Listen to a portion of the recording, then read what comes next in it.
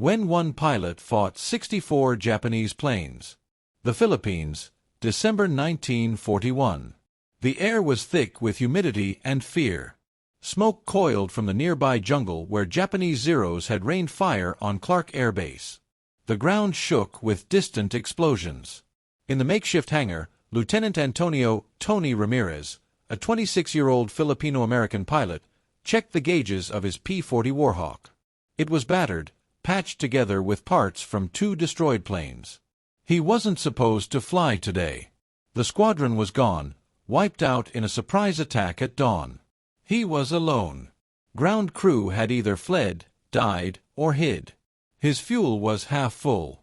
Ammunition, just under 100.50 caliber rounds. And yet, the radio crackled.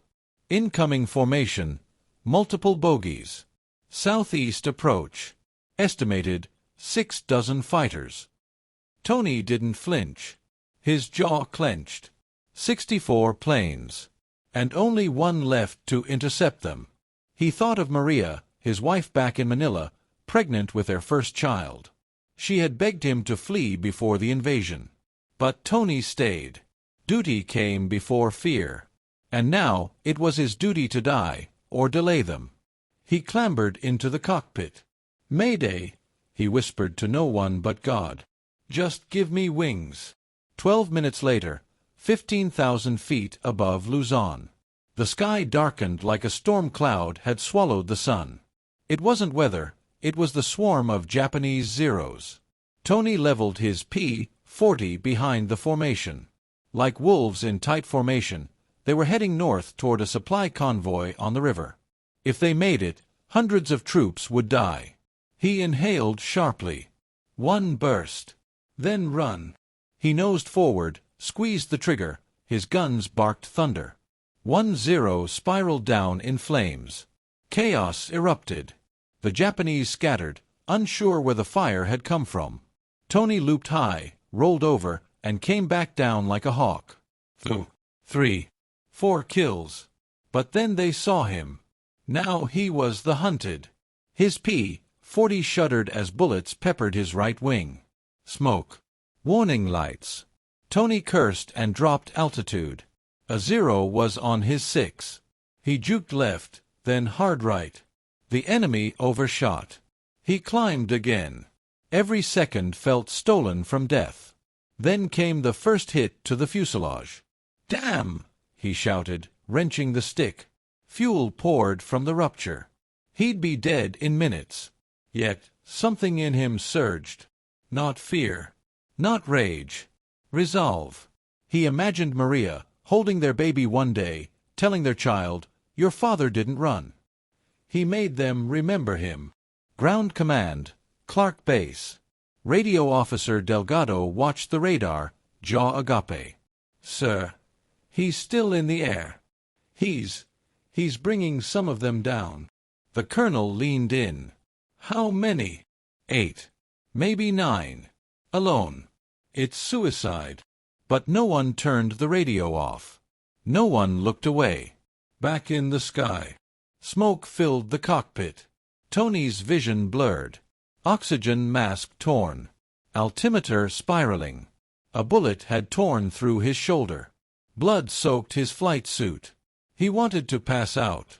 But his hand stayed clenched on the stick. He dove, hugging the terrain, skimming tree lines. 1 Zero gave chase. At the last second, Tony pulled up sharply. The Japanese pilot didn't. The explosion behind him shook the earth. 10. Tony was gasping. The Warhawk groaned beneath him. 2 more Zeros boxed him in. He had no ammo left. But he had one last weapon, himself. Tony closed his eyes briefly, then opened them with steel. He slammed the throttle forward. The Warhawk shrieked as it climbed. The 2 Zeros followed. Then, with nothing left to lose, Tony spun into a stall, letting gravity take him. The P-40 dropped like a stone between the enemy planes. One clipped his wing, spiraled, and burst into fire. The other tried to escape. But Tony rammed into it with his remaining wingtip. 12. His plane rolled. Fire engulfed the left side. Tony pulled the release. The canopy flew off. He ejected, barely.